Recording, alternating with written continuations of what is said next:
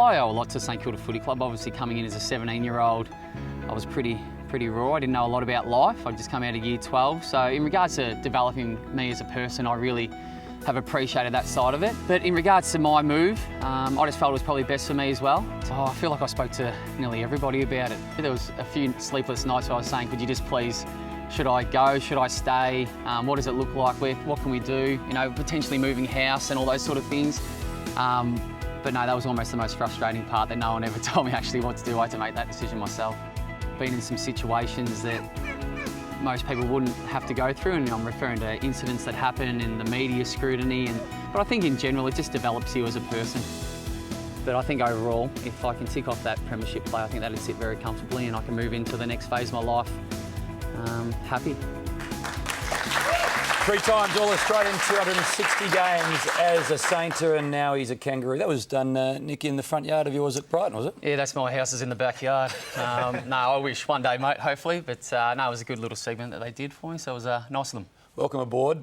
First game as a Kangaroo, we'll get to in a moment. Very disappointing from your perspective. But things you don't know about Nick Dal Santo, this all sort of works. All 4 men to my right got married in the off-season. Was it sort of time, was it, with Julie? She asked you and you said yes?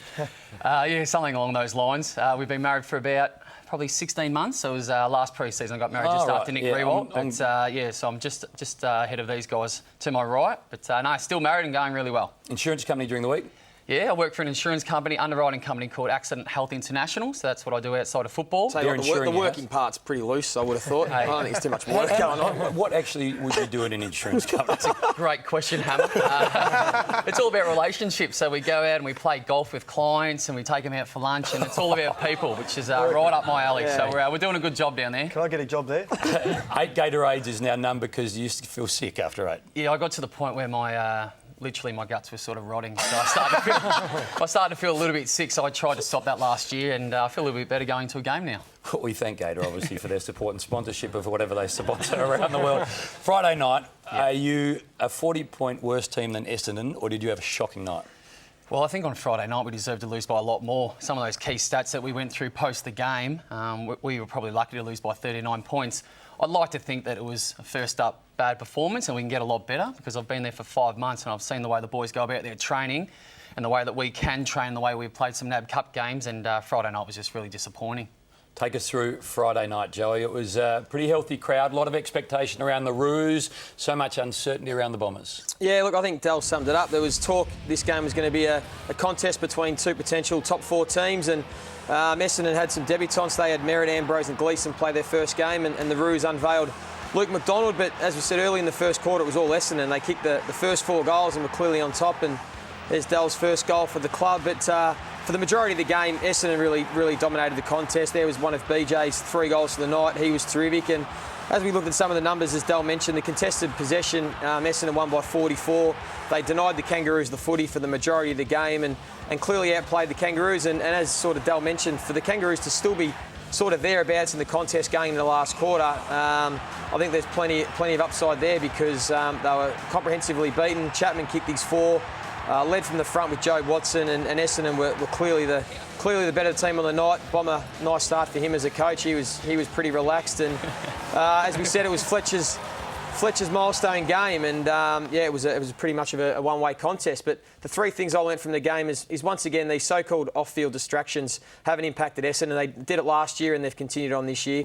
Second, as I mentioned before, don't write the Kangaroos off yet. I just put that down to a really bad night, and I don't think they can play much worse, to be honest. And the third thing is it's a happy Chappie at the Bombers. We'll speak to Jimmy in a minute about Chappie, but he certainly looked the part at Essendon, and his 4 goals showed what he can do, and a couple of the trademark one-steppers. And, I know the Bombers got Chapman to the club for finals time, but for him to come out and do that in round 1, Jimmy, shows he must be in pretty good nick. Yeah, he's been a special player for the Cats for so many years, and you see that it's how damaging his possessions are. He can have 20-odd and cut you up to the midfield. He can set up a couple, but also it's his finishing. He's probably been one of the best snaps for goal we've seen in the last 10 years. So you're right, he'll be that icing on the cake for the Bombers, who are just looking to go that next level.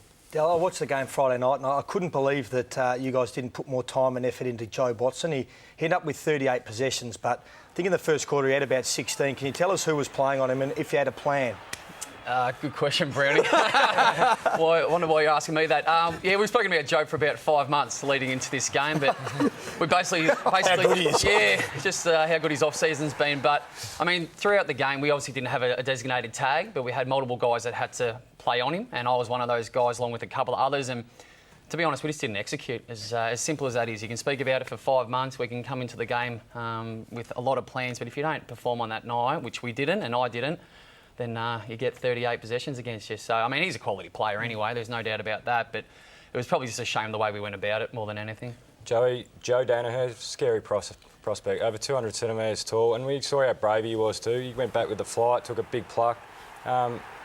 Big future for him. Yeah, he showed some promise, and having him and Carlisle as their key forwards, both over 200 centimetres, I mean, they're going to be hard for any team to match up on, and he showed some nice signs there to take a couple of those marks, which might become his trademark by the sounds of things. Essendon fans must be very excited. Lindsay Thomas was a bit of a lone hand up forward. He kicked 4, but for the night you guys only kicked 9. Is there a concern with the forward line? Well, there is when you only kick nine goals for the game anyway. I mean, Linz is a fantastic player, and he's probably been the one guy that I've been surprised about since I've come to the club. His work rate is exceptional. His tackling and those sort of things really surprised me in a positive way. But to get 4 goals out of him is a great effort. But you're right, we need more goals from somewhere else. But to kick 9 overall is just not good enough, and it won't win many games anyway. Luke McDonald, his first kick, he would have wanted the stadium to swallow him. Yeah, it wasn't his best kick, but by saying that, he's got a lot of good years coming up. I think the way that he can find the ball, he's playing half-back, so he needs to learn to defend and then run off, which he can do both of. But his first kick you probably won't want to remember, so thanks for bringing that up, Hayne. No, we're not going to show the kick. There'll be plenty more good kicks from Luke McDonald. This was Luke with his old man when he'd found out that he'd been selected for round 1. Got a game, God. Did you? Yeah. How do you know? I just came and told me, Brad. It's all right. Yeah. Good result. Well done. Yeah. Anyone get a game. You're going to get a kick in the game. You're good. No, well, it's nice to get out there. Get a kick. You rang Mum up? No, I haven't spoken to anyone. Thought I'd let you know. You haven't really given me much love, but that's all right. Good relationship. I gave him absolutely nothing there, didn't he? Have you rung your mum? If you're going to tell your old man first up, you'd hope he'd give you a hug or something. But that's how Donald rolls. He's a little bit smoother, a little bit more low key. But well done. If you didn't pick it up, he said one thing's going to go, mate. You got to get a kick. Well, he did get a kick. It just went to the opposition. Yeah. So no, as I said, Luke's going to be a fantastic player for the club for many more years. Todd Goldstein, any issue? Yeah, shoulder, and to be completely honest, I'm not sure how bad. It didn't look great when you've got your ruckman carrying his shoulder around for 2 to 3 quarters, but I mean, full credit to him. He did battle on and did a pretty respectable job after he got the injury. I think he thinks it'll be okay going forward, and that was before he had the scans and the medical checkup. I was going to ask that. Did you speak to him during the game about maybe altering your ruck setups and sort of things because of his arm? You want me to be honest? Yeah. I didn't even really notice. I saw him jogging over to a contest at one stage, Karen. I thought, just, tap it down to me front and centre. We'll see how we go from here. But he's sitting there. Yeah, his arm didn't notice. I started trying to rove to Ryder after a little while, but no, hopefully he'll be okay. But worst case scenario, we've got Dan Curry, who's had another fantastic pre-season, needs an opportunity, but hopefully Goldie's good to go. You didn't notice Goldie. Did you notice was Dustin Fletcher breaking a record on Friday night? I did hear something about that during the week, and I noticed every time he touched the ball that the crowd gave him a bit of a cheer, and as bad as it sounds, it's probably fitting for him to finish up with the ball at the end of the game. So an amazing effort. I mean, I know Brent Harvey for the last 6 months, the way that he goes about his training, what he has to do to get ready, and then to think, Dustin's a different size player and obviously plays a different role, but it is incredible to see these sort of guys still going around. I love the last stat, I think, the most. His playing record is outstanding. He's had great success. But 11 current Essendon players weren't born when Fletcher made his debut. And what is also extraordinary, Den delivered this perfectly on Friday night. He's older than Justin Bieber's parents. That's a fact. That's not a make-believe comedism. That's true. Well, maybe there's something in that. No, he's amazing. I grew up barracking for Essendon. I can remember the '93 grand final, and I think he was 17 and still at school. And to think, what are we, 20-odd years later that he's still going, and now that we play against guys like that, it puts it all in perspective. Yeah, we got the thoughts of Dustin. He caught up with another Bomber great during the week, but 379 games and counting. We hope he gets to 400. It'll be a sad day when he's no longer in the footy books. Well done, Dustin Fletcher. All right, new segment we have every week. It's called Who's This? Very simply, it's a photo from a current or past player. The boys can ask yes or no questions. Let's put up the image. Who is this? Yes or no? Brownie, Jimmy. Which club does he play for? That's not a yes or no, but he's a Melbourne-based club. Well, that doesn't narrow. Does he play for Collingwood? No. God. Key position player. Oh, he's just sort of a little weasel everywhere type player. Is he cute? I think he is. Yeah. Is he an All-Australian? Yes. Is he roughly the same age as us? Yes. Is that Nick Rewalt? No. Anyone want to have a guess? I'll say this to you. He changed clubs last year and used to play with him for ages. Dal. You know what? That's why I asked, was he cute? I knew I'd seen that. I reckon I'd seen that photo before, and that's why I thought first it was Bally. That's why I asked. I love the about fact Collingwood. you couldn't think who left the club last year. Who left? I really Once you're gone, out of sight, out There's of been a mind, few mate. now. Righto, quick hands. Time for you to go head-to-head with a man that you couldn't guess. Oh, okay. I must say first, I got a text message from Dal about an hour ago saying don't stitch me up. So Go for it. first question, mate. Is it true that you're a bit flat because the Kangaroos boys don't think you're as funny as you think you are? Is that true? That's true. Yep. Yep. Second one, is it true that you still keep talcum powder in your locker for after your shower? Yes, I talcum powder, cologne, Listerine. Yep, absolutely. Yep. At St Kilda, you had a couple of nicknames, Pup, Squeaky. The Kangaroos given you any nicknames yet? No. I just get Dal, so I haven't got to know him that well yet, Lee. God, pretty boring. And last one, is it true that you've set up a kicking academy?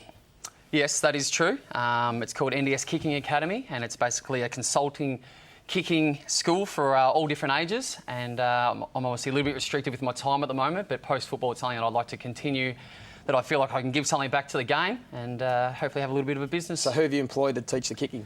On the man. On the man. No, it's just started, Joey, so I'm hoping they can build throughout the next couple of years, and then when I finish football, be full-time. Good luck with all of that.